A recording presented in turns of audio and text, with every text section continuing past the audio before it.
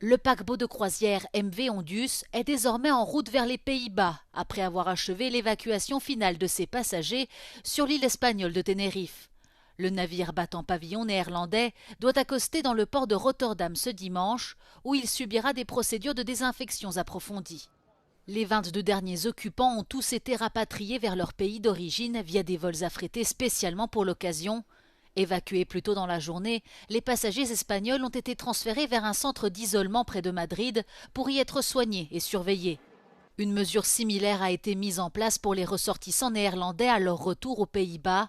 Tous devront passer plusieurs semaines en quarantaine et seront soumis à des contrôles réguliers avant leur sortie. Au même moment, le centre hospitalier de Nijmegen aux Pays-Bas a annoncé que 12 membres de son personnel ont été placés en quarantaine à titre préventif après avoir suivi une procédure incorrecte avec un patient atteint du hantavirus. Au total, 3 passagers du navire sont morts, dont 2 en raison d'une infection confirmée à l'hantavirus. 7 autres cas ont été confirmés par l'OMS, dont une patiente française prise en charge à l'hôpital Bichat à Paris.